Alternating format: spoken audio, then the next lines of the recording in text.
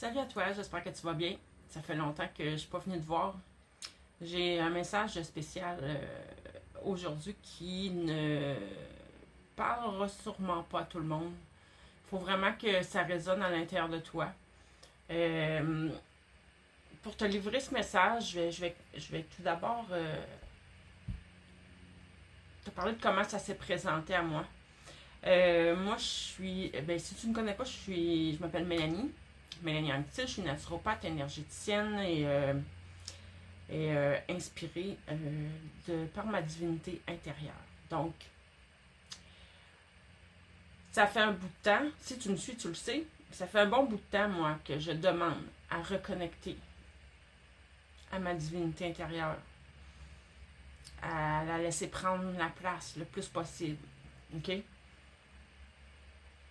Moi, depuis très, très, très, très, très longtemps, si tu as lu mon livre, tu le sais, j'en parle dans mon livre, je crois à la réincarnation. Pourquoi? Tout simplement parce que croire que j'ai seulement juste une vie à vivre, pour moi, ça faisait aucun sens. Donc, ça aurait généré plus d'anxiété ou plus d'aspects négatifs qu'autre chose. Donc, pour moi, croire à la réincarnation, croire que je vis plus qu'une vie, et pour moi, ça fait plus de sens parce que je me disais, tu sais, on n'est pas là pour rien, on est là pour avancer, pour s'améliorer tout le temps, pour faire de notre mieux. Donc, en pensant que si je fais, exemple, si je blesse, si je fais des choses pas correctes, bon, en croyant à la réincarnation, ben, je me disais, puis en croyant au karma, ben, je me disais, je vais payer pour, donc ça me garde dans le droit chemin, si on veut. Ben, puis là, tout ça, ça fait bien longtemps, là. J'étais très, très, très jeune, là. Début, même pas adolescence, quand que tout ça, mais je réfléchissais à des choses comme ça quand j'étais jeune, et voilà. Et dernièrement, ben, en fin de semaine, j'ai passé la fin de semaine dans le bois, dans la nature. Et là, le premier soir, je regarde le ciel. En plus, c'était vraiment noir et je vois toutes les étoiles. On les voit beaucoup plus qu'en ville. Et là, je me rappelle de quand j'étais petite puis que je regardais le ciel parce que j'étais en campagne, je voyais beaucoup les étoiles. Et à un moment donné, je m'étais dit, on dirait que c'est une grosse, grosse toile noire avec plein de trous dedans. Et que l'autre côté, c'est de la lumière. Et puis, fait que je me remémore tout ça.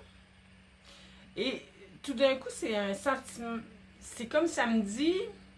Je reviens au cycle des incarnations, et là, ça me dit. C'est à l'infini. Et puis là, je me sens pas bien. Je fais, ben non. Si c'est à l'infini, ça n'a aucun sens non plus. Ça n'a pas plus de sens que d'avoir juste une vie à vivre. Là, je suis pas bien. Il était tard, je m'en vais me coucher, ça reste comme ça. Je sais que dans la nuit, je me suis réveillée, j'y repensais, même en me réveillant, je me rendormais. Bon, c'est passé quelques jours et là, je réfléchis à tout ça, ou je laisse plutôt venir l'inspiration. Et là, ce qui me vient, c'est que. Puis il n'y a pas de hasard. Je suis tombée aussi sur des vidéos, des informations qui corroboraient, on va dire, ce qui est mon ressenti. C'est comme si, dans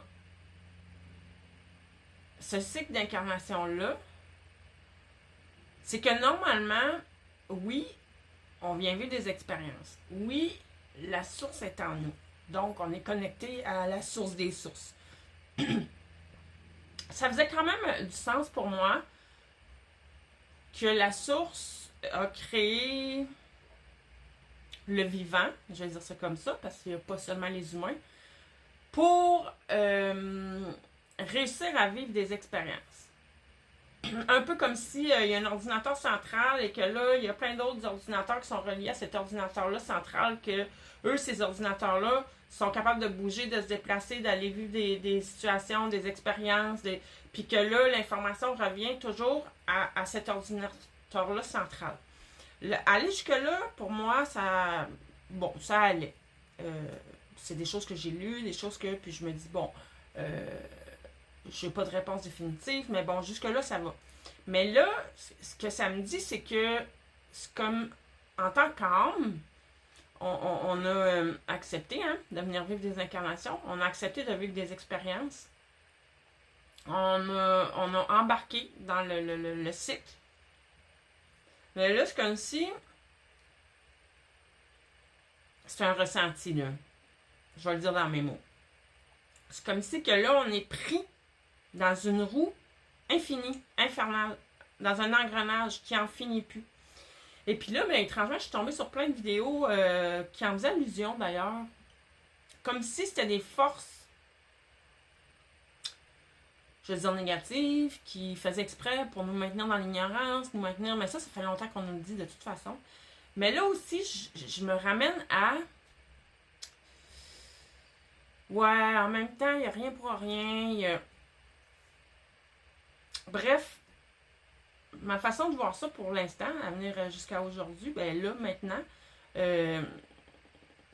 c'est que peu importe la raison, peu importe comment ça s'est créé, peu importe pourquoi, ça se devait d'être comme ça. On va dire que c'est un jeu, puis que ça fait partie du jeu. OK? Dans tous les jeux vidéo, moi je joue pas vraiment aux jeux vidéo, mais je sais qu'il y a toujours des obstacles, il y a toujours des ennemis, il y a toujours des. Donc, bon, dans ma logique humaine, je me dis, bon, ça doit être là pour quelque chose, ça doit avoir un objectif, tout ça. Puis là, la réponse que j'avais un matin là-dessus, ce qui me venait plutôt comme inspiration, c'est, ben effectivement, si comme en tant qu'homme, on était venu pour vivre les expériences, toutes les sortes, les difficultés, la souffrance, comme la joie, comme la. Tout.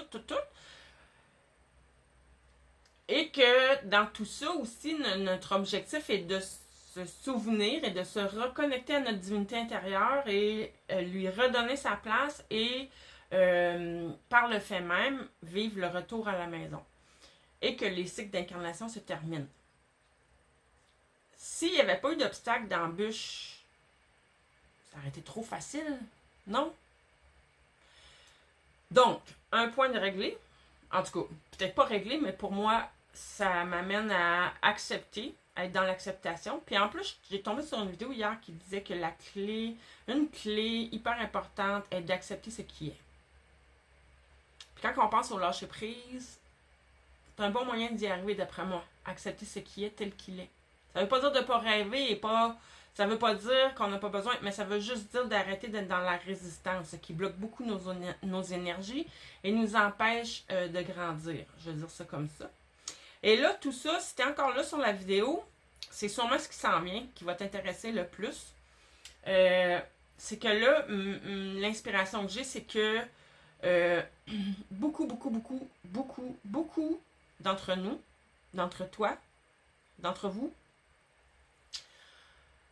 nous avons la possibilité de choisir, ou plutôt de décider, de se sortir de cette roue-là, qui est à l'infini. OK? Ça veut pas dire que demain matin, tu vas vivre l'illumination. Non. Mais ça veut dire qu'au moins, tu as le choix, tu as l'opportunité, tu peux, en toute conscience, faire ce qu'il faut pour réellement dépasser, je vais dire, tout ce qui est illusion. Puis là, fais-toi pas d'illusions sur moi, là, j'y suis pas, là, j'y suis pas. Je fais juste écouter mon inspiration, OK? Et première des choses, là, ça devient de plus en plus, vous le savez, ceux qui me suivez depuis longtemps, je dis, maintenant, on doit se reconnecter à sa divinité intérieure. Il faut arrêter d'aller chercher à l'extérieur. Canalisation de guide, de lumière, d'ange. Il faut arrêter d'aller à l'extérieur. Et là, c'est de plus en plus évident pour moi. C'est que dans l'énergie, il y a différents niveaux. Et la plupart du temps, les messages qu'on reçoit de l'extérieur proviennent d'énergie, parce que pour moi, tout est énergie, qui ne veulent pas nécessairement notre bien. Je vais dire ça comme ça. Donc, aller à l'intérieur. Là, j'ai déjà plus de temps, mais j'aurais pu en dire encore très long, mais dites-moi ce que vous en pensez. Puis je vous reviens, j'essaie de vous revenir bientôt. Bye bye!